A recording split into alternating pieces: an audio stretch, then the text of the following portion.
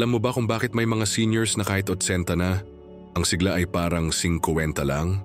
Samantalang ang iba, kahit 60 pa lang parang pagod na agad ang katawan. Ang sikreto, nasa plato nila, hindi sa parmasya. Kaya kung gusto mong malaman kung anong mga pagkain, ang tunay na nagpapabata at nagpapasigla sa katawan sa panahon ng edad 60 pataas, makinig ka sa video na ito. Dahil hindi lang ito basta tips, ito'y gabay para sa mas malakas, mas masigla, at mas masayang pamumuhay. Alam natin na habang tumatanda, dumarami ang bawal. Bawal sa matamis, bawal sa maalat, bawal sa mamantika. Pero minsan, sa sobrang daming bawal, nakalilimutan na natin kung ano ba talaga ang pwede at higit sa lahat kung alin ang makatutulong para sa panghabambuhay na lakas at ganda ng katawan. Ang pag-uusapan natin ngayon ay mga pagkaing hindi lang masarap at abot kaya, kundi subok na nagpapabagal ng pagtanda ng katawan at bumubuhay ulit ng sigla. At hindi mo kailangan ng mamahaling supplements o imported vitamins para rito. Nasa paligid lang natin ito. Minsan nga, nasa harapan mo na pero hindi mo pinapansin. Simulan natin sa unang pagkain, ang avocado. Alam mo ba na ang avocado ay tinatawag na prutas ng mga mahaba ang buhay sa ilang bahagi ng Latin America? Hindi lang dahil sa sarap nito, kundi dahil sa laman nitong healthy fats na tumutulong para pababain ang bad cholesterol at pataasin ang good cholesterol.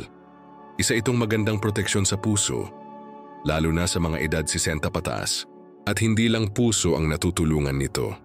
Mayroon din itong antioxidants na lutein at zeaxanthin. Ito naman ang mga tagapagtanggol ng ating paningin. Kapag palaging dry o pag madaling mapagod ang mata, ang dalawang sangkap na ito ang nagbabantay sa mga mata natin laban sa pagtanda. Kaya kung gusto mong linawin ang paningin mo, palambutin ang balat, at palakasin ang katawan mo nang hindi umiinom ng gamot, ngayon naman lumipat tayo sa pangalawang pagkain, kamote. O simpleng-simpleng gulay, pero grabe ang galing nito.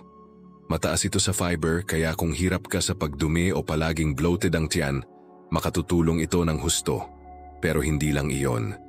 Ang kamote ay may taglay na beta-carotene na sa loob ng katawan ay nagiging vitamin A. Isang mahalagang sangkap para sa malinaw na mata, malusog na balat at malakas na immune system. May kilala akong lola na 68 taong gulang na. Halos linggo-linggo may ubo o sipon. Pero nang isama ng apo niya ang kamote sa pang-araw-araw na pagkain nila, napansin nilang halos hindi na siya nilalagnat. Mas magaan na ang pakiramdam at mas mabilis gumaling kahit pa may konting sakit. Ang sikreto? Natural anti-inflammatory ang kamote. Kaya kung nananakit ang mga kasukasuan mo, parang palaging may rayuma o mabilis mapagod ang tuhod mo, baka ito na ang solusyon. At syempre hindi pwedeng mawala sa listahan ng malunggay. Itong simpleng dahon na laging isinasahog sa tinola, may taglay palang halos 70 nutrients. Meron itong calcium para sa buto, iron para sa dugo, vitamin C para sa immune system, at antioxidants na lumalaban sa pagtanda ng mga selula. Ang maganda pa rito, hindi mahal ang malunggay. Nasa gilid lang ng bakuran o kaya na may nabibili sa palengke sa halagang 5 piso bawat bungkos. Pero ang epekto nito sa katawan, parang imported multivitamins. Ang lola ko tuwing umaga kumakain ng lugaw na may halong malunggay. Sa edad niya na 73, hindi mo aakalain na kaya pa niyang maglaba, magluto at magtanim sa garden. Sabi nga niya, ang sekreto daw ay simpleng pagkain na luto sa puso. Gamitin mo ang malunggay sa sabaw, sa ginisang monggo, o kahit sa omelette. Kahit 1 tasa lang kada araw, sapat na para suportahan ang katawan mo laban sa maraming uri ng karamdaman. Ngayong napag-usapan na natin ang avocado, kamote, at malunggay, napansin mo ba ang pattern? Lahat sila ay hindi lang masustansya, kundi nagpapalakas ng katawan, nagpapakinis ng balat, at tumutulong sa paningin, mga aspeto na madalas nating inaalala habang tumatanda. Pero teka, hindi pa tayo tapos. Sa part 2, pag-uusapan natin ang isang gulay na kadalasang pang-ulam ng masa, pero may taglay palang sangkap na anti-aging na kasing lakas ng mga vitamin capsule. Bukod pa roon, Ituturo ko rin kung paano ito ihanda para mas maging epektibo ang epekto nito sa katawan. Kaya kung gusto mong matuto pa, siguraduhing tapusin ang buong video at abangan ang susunod na bahagi. Dito na natin unti-unting babawiin ang lakas, sigla at kutis na akala natin ay hindi na pwedeng bumalik. Comment, mura, masustansya, masigla kung nandito ka pa. Ang sarap sa pakiramdam. Diba kapag alam mong kahit may edad ka na, may mga simpleng paraan pa rin para palakasin ang katawan at pahabain ang sigla ng buhay. Kaya kung nagustuhan mo ang mga naunang pagkain gaya ng avocado, kamote at malunggay, tiyak na mas may excite ka pa sa susunod na mga ihahain ko sa iyo ngayon. Ituloy natin ang usapan. Ang susunod na pagkain ay isa sa pinaka-underrated na gulay sa hapagkainan ng maraming Pilipino. Pero kung alam mo lang ang taglay nitong benepisyo, baka araw-arawin mo na ito sa ulam. Ang tinutukoy ko ay ang talbos ng kamote. Oo, hindi lang ugat ng kamote ang kapaki-pakinabang. Ang talbos nito o yung mga dahon ay loaded din sa bitamina at mineral. Mataas ito sa vitamin C, iron at calcium. Pero ang pinaka-importanting epekto nito, pang-detox ito ng katawan. Kadalasan kapag masakit ang ulo, mabigat ang katawan, o parang laging may fog sa isip, ang dahilan ay mga toxins na naipon sa loob ng katawan dahil sa processed foods, pollution at stress. Ang talbos ng kamote ay natural na panlinis ng dugo. Tinutulungan itong ilabas ang mga hindi kailangang kemikal na naiipon sa ating atay at kidney. May kilala akong tatay na mahigit 70 anyos na. Araw-araw siyang umiinom ng pinakuluang talbos ng kamote sa umaga. Isang tasa lang, hindi siya nagtatake ng vitamins, pero hindi rin siya nagkakasakit. Sabi niya, dito lang ako umaasa sa simpleng talbos. Mura na, madaling hanapin at sobrang daming paraan para ihain. Gawing salad, ihalo sa munggo o gawing tsaa. Isa ito sa mga pinakamabisang pampabata na hindi kailangang gastusan. Ang susunod naman ay isang prutas na siguro'y madalas mo na ring nakikita. Papaya. Karaniwan na lang ito sa paningin natin. Pero huwag mong maliitin ang epekto ng papaya sa katawan, lalo na sa balat, bituka at resistensya. Una sa lahat, ang papaya ay may enzyme na tinatawag na papain. Ito ang tumutulong para mapabilis ang pagtunaw ng pagkain at maayos ang daloy ng tiyan. Kung isa ka sa mga seniors na hirap sa pagdumi o madalas bloated ang pakiramdam, mainam na isama sa araw-araw ang papaya.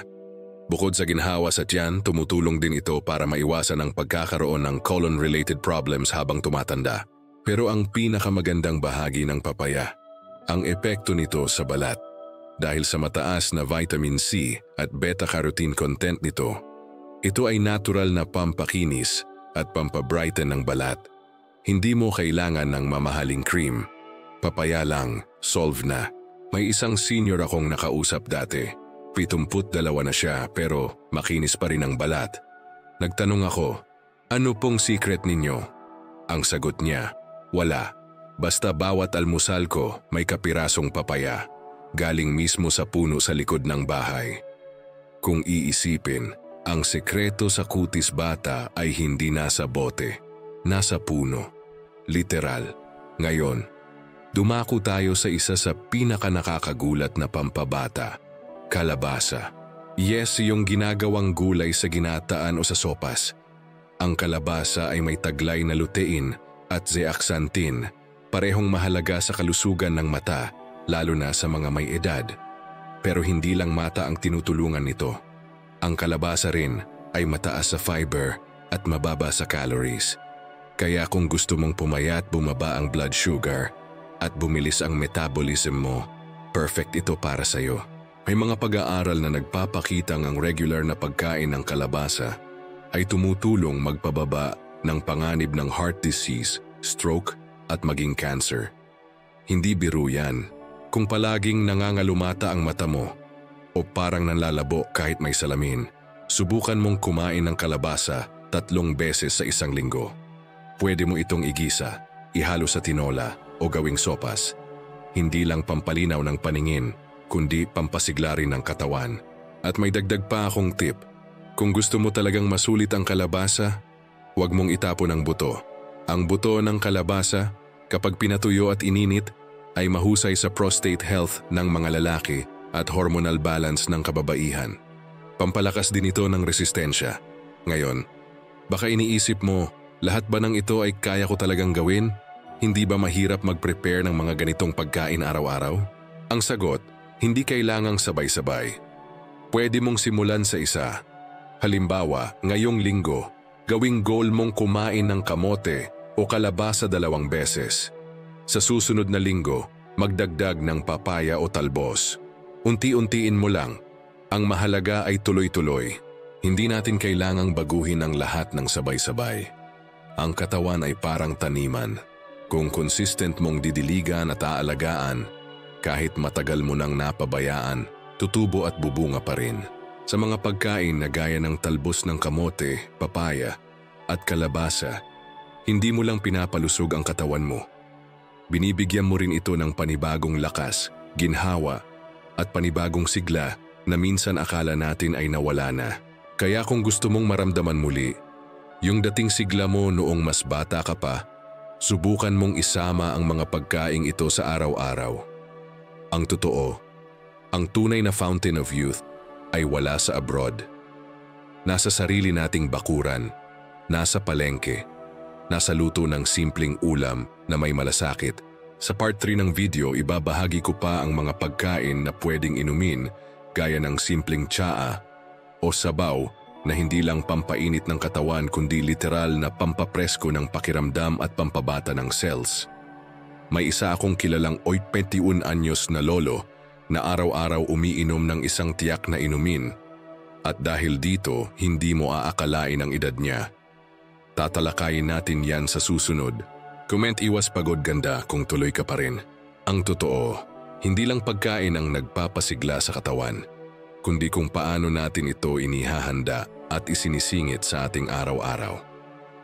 Pero bago tayo tumuloy sa lifestyle tips sa susunod na bahagi, tapusin muna natin ang listahan ng mga pagkain at inumin na subok sa pagpapabata at pagpapanatili ng lakas, lalo na sa edad 60 pataas. Simulan natin sa isang inuming matagal nang ginagamit sa maraming kultura bilang natural na gamot at pampahaba ng buhay. Ang tinutukoy ko ay ang salabat o ginger tea. Marami sa atin iniisip ang salabat bilang gamot sa ubo o sipon. Pero alam mo ba na ang regular na pag-inom ng salabat ay may epekto ring pampababa ng blood sugar, pampakalma ng tiyan, at pampalakas ng immune system. Lalo na kung umiinom ka nito tuwing umaga o bago matulog. Ang ginger ay may taglay na gingerol, isang compound na may malakas na anti-inflammatory at antioxidant effect. Ibig sabihin, kapag iniinom mo ito ng regular, tinutulungan nitong pabagalin ang pagtanda ng mga cells sa katawan. Bukod pa roon, nakatutulong ito sa sirkulasyon ng dugo. Kaya kung madalas kang giniginaw, nangangawit o parang barado ang mga ugat, subukang uminom ng mainit na salabat araw-araw. May kilala akong senior na dating hirap sa pagtulog, palaging balisa, mabilis mapagod, at masakit ang mga kasukasuan. Nang sinubukan niya ang salabat sa loob ng 1 buwan, bago matulog sa gabi, hindi lang gumanda ang tulog niya, kundi naging mas magaan din ang katawan kinabukasan. Minsan kasi, kailangan lang natin ng mainit na paalala mula sa kalikasan. Ngayon naman pag-usapan natin ang isa pang gulay na madalas nating makita pero hindi alam ng karamihan ang tunay na benepisyo. Ito ang alugbati. Makikita ito sa mga bakanting lote o bakuran at kung minsan inaakalang damo lang. Pero ang alugbati ay isang powerhouse ng iron, calcium, magnesium at antioxidants. Kung madalas kang nahihilo, mabilis hingalin o parang walang gana, baka kulang ka sa iron at ang alugbati ay sagot diyan. Bukod sa pampalakas ng dugo, ang alugbati rin ay may taglay na mucilage, isang parang natural na gel na tumutulong sa digestion. Maganda ito sa mga seniors na may acid reflux, ulcer o mabagal ang metabolism. Kapag sinama mo ito sa gulay tulad ng ginisang gulay, sinigang, o kahit simpleng nilaga, hindi lang pampalasa kundi pampahaba rin ng buhay. Isang kaibigan kong senior sa Quezon Province ang araw-araw may tanim na alugbati sa paso. Sabi niya, hindi ko na kailangan ng multivitamins. Basta alugbati sa umaga, okay na ako. At sa edad na 78, nag-aalaga pa rin siya ng baboy at nagtatanim sa garden. Malakas pa rin at laging nakangiti. Hindi mo kailangang gumastos ng malaki. Ang kalusugan ay nasa paligid natin. Kailangan lang natin itong pansinin. Sunod sa listahan ay ang isang uri ng pagkain na pwede mong kainin o gawing inumin. Kalabasa seeds o buto ng kalabasa. Nabanggit natin ito noong part 2, pero ngayon pag-usapan natin ng mas malalim. Ang buto ng kalabasa ay mayaman sa zinc, magnesium at healthy fats. Kung gusto mong palakasin ang puso, panatilihin ang normal na blood pressure at tulungan ang katawan sa hormone regulation. Lalo na sa kalalakihang may edad, mainam itong isama sa merienda. Pwede mo itong i-toast sa kawali, lagyan ng kaunting asin, at gawing healthy na chichirya. Hindi lang pampabusog, kundi pampatibay pa ng mga ugat at kalamnan. Minsan, hindi mo namamalayan, yung simpleng kinakain ng mga batang paslit noon ay siya palang kailangan mo ngayon para muling mapalakas ang katawan. Ang kailangan lang ay balikan ang mga simpleng bagay at bigyan ulit sila ng halaga.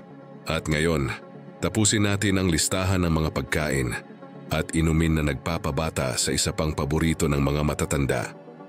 Saging. Oo, napaka-common pero huwag mong mamaliitin ang epekto ng saging sa katawan.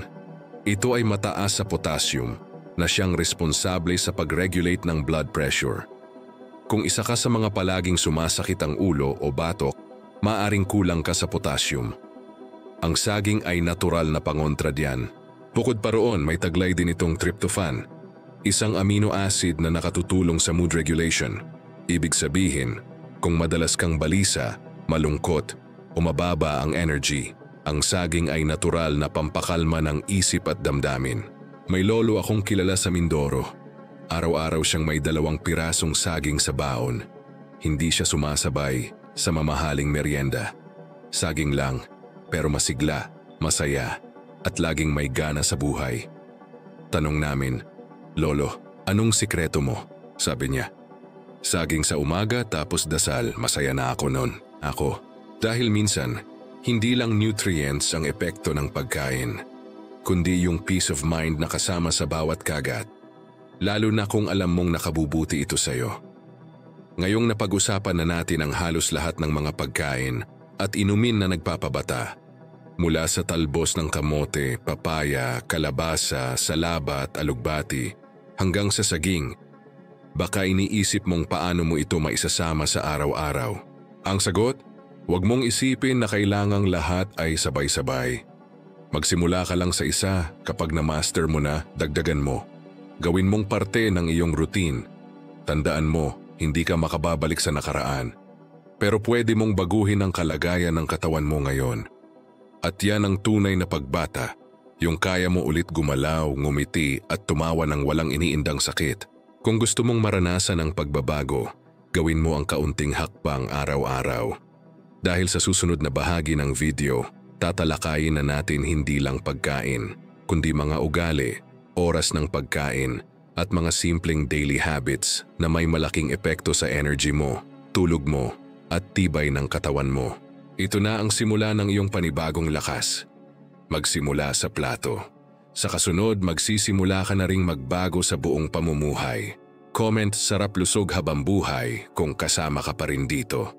Ngayong alam mo na ang mga pagkaing pwedeng magpalakas, magpagaan ng pakiramdam, at literal na magpabagal ng pagtanda ng katawan. Tanungin natin ang sarili natin, paano naman ang araw-araw na gawi? Dahil kahit ganon pa kahusay ang mga kinakain mo, kung ang lifestyle mo ay puro puyat, walang galaw at puno ng stress, mahihirapan pa rin gumanda ang pakiramdam mo. Kaya sa bahagi ng video na ito, pag-uusapan natin ang mga simpleng araw-araw na gawi na pwedeng magdagdag ng sigla, pahaba ng buhay at magpanumbalik ng lakas. At hindi mo kailangan ng mamahaling gym, apps o gadgets para dito. Lahat ay kaya mong gawin kahit nasa bahay ka lang. Magsimula tayo sa pinakaimportanteng bahagi ng katawan na madalas natin nakakalimutan, ang ating paghinga. Tuwing umaga, bago ka pa bumangon sa kama, subukan mong huminga ng malalim sa ilong sa loob ng 4 na segundo, pigilan ng 4 na segundo, at dahan-dahang palabasin sa bibig sa loob ng 6 na segundo. Ulitin ito ng 5 hanggang 10 beses. Simple, di ba? Pero ang epekto nito ay malaki. Bumababa ang blood pressure, bumabagal ang tibok ng puso, at umaayos ang mood. Sa madaling salita, ito ang panimula ng isang kalmadong umaga. May mga senior akong tinuruan nito. Dati, gigising sila na parang pagod pa rin. Pero nang masanay sila sa tamang paghinga sa umaga, mas nagkaroon sila ng linaw sa isip at lakas sa katawan. Kaya kung gusto mong maging panatag ang katawan mo buong araw, simulan sa simpleng hinga. Sunod ay galaw-galaw tuwing umaga. Hindi mo kailangang mag-jogging o mag-exercise ng mabigat. Ang kailangan lang, igalaw ang katawan mo ng kahit 10 minuto kada umaga. Maglakad-lakad sa bakuran, magwalis, magunat, o kahit magpatugtog at sumayaw ng kaunti sa paborito mong kanta. Ang mahalaga, gisingin ang mga kasukasuan at pasiglahin ang daloy ng dugo. Kapag tumatanda tayo, humihina ang sirkulasyon. Yung dating simple lang na gawain tulad ng pag-akyat ng hagdan o pagbubuhat ng kaldero, biglang nagiging mahirap. Pero kung sanayin mo ang katawan mo araw-araw, kahit kaunti lang, bumabalik ang flexibility at lakas. Isang senyor sa barangay ang tuwing umaga. Walis dito, tanim doon, bitbit ng tubig paakyat ng bahay. Hindi niya ginagawa ito bilang trabaho. Ginagawa niya itong daily routine.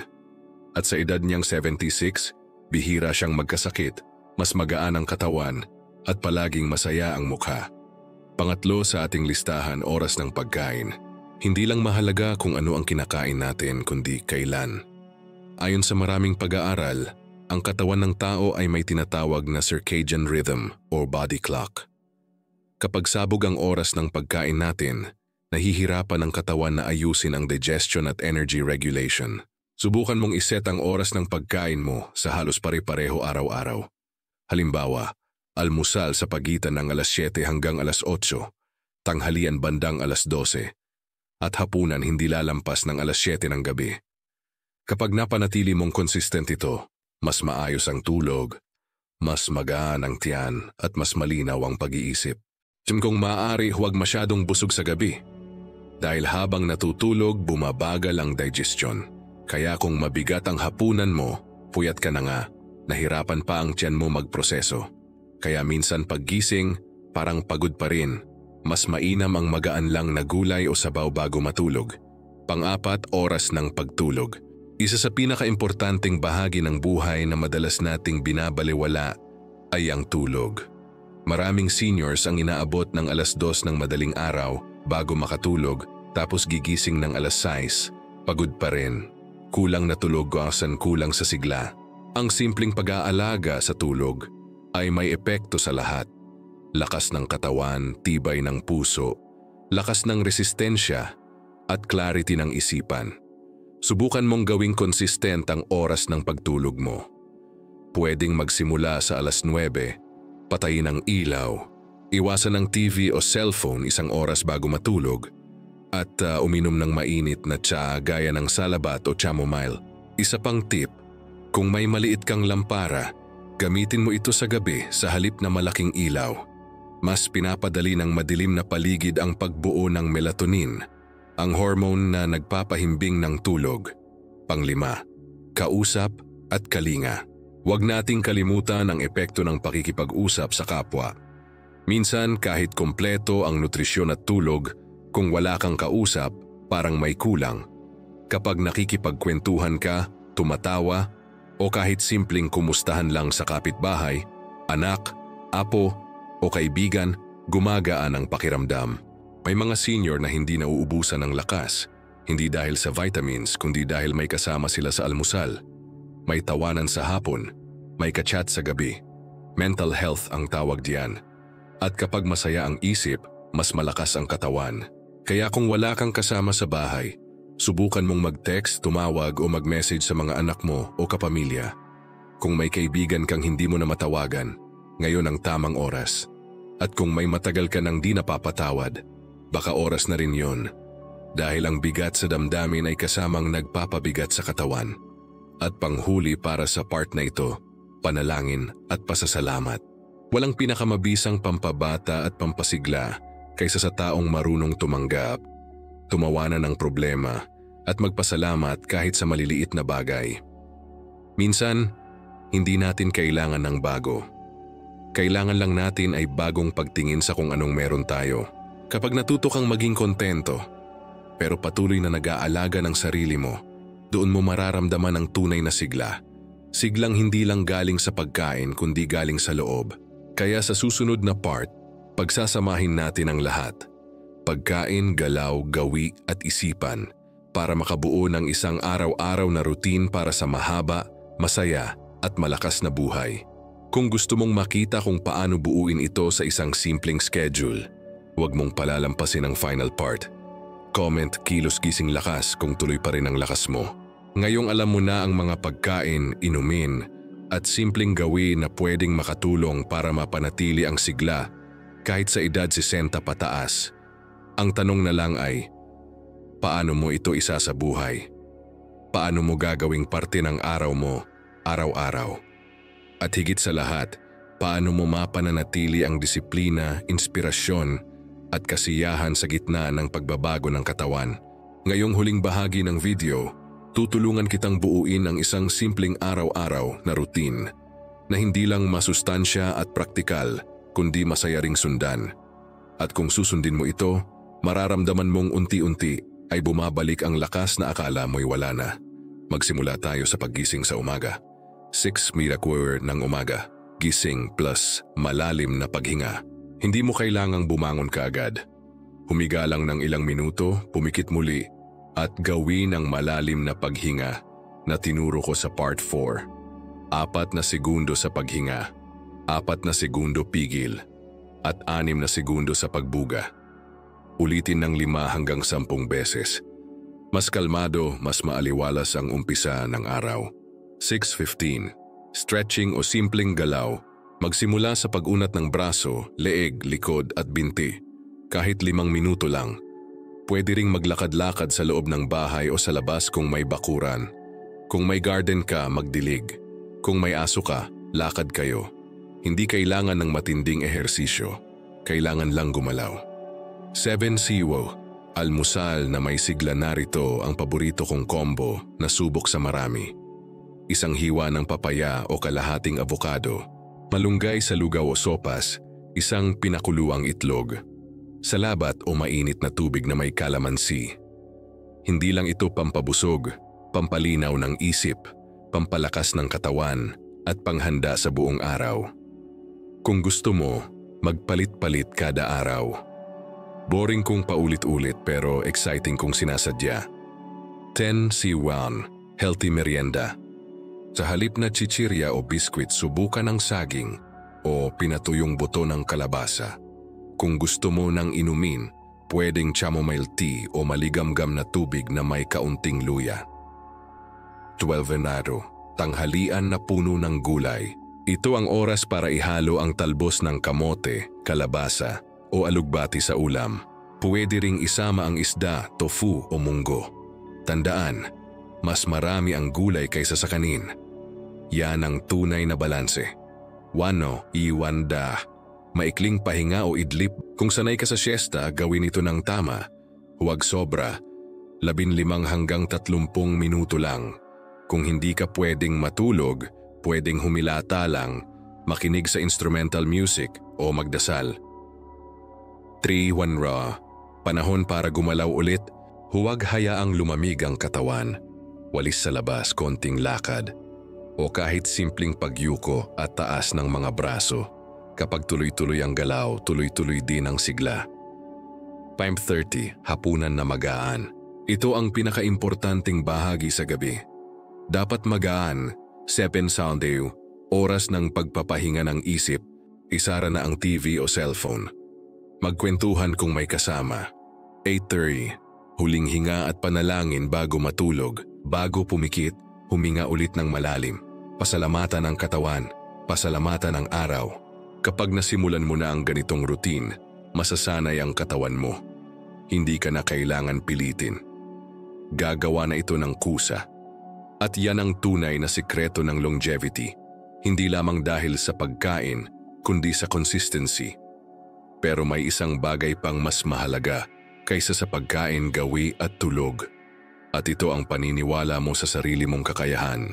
Kahit may edad ka na, hindi pa huli ang lahat. Hindi pa huli para baguhin ang diet. Hindi pa huli para igalaw ulit ang tuhod.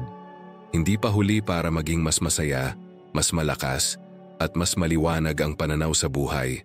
Ang katawan ay sumusunod sa iniisip. Kaya kung iniisip mong mahina ka na, magiging totoo yan. Pero kung araw-araw mong sinasabi sa sarili mong kaya mo pa at pinatutunayan mo ito sa kilos mo, makikita mong unti-unting bumabalik ang lakas. Isipin mo ito, bawat kain ng papaya, bawat saging sa umaga, bawat lagok ng salabat, bawat lakad mo sa bakuran, lahat iyan ay investment sa sarili mong buhay. Hindi ito sayang. Bawat araw na pinili mong kumain ng tama, gumalaw, magpahinga ng sapat, isa itong desisyon na pinili mong mabuhay ng may kalidad. At tandaan, ang goal ay hindi maging bata muli. Ang goal ay mabuhay ng may sigla, dignidad at saya sa edad mo ngayon. Ang tunay na kagandahan ay hindi sa kutis, kundi sa kilos. Hindi sa edad, kundi sa ugali. Hindi sa dami ng taon, kundi sa lalim ng pag-unawa sa sarili. Marami sa ating mga seniors ang iniisip, matanda na ako, hindi na para sa akin yan. Pero ikaw na nanonood pa rin hanggang ngayon, ay patunay na hindi totoo yon. Gusto mong mabuhay, gusto mong gumaling, gusto mong lumakas.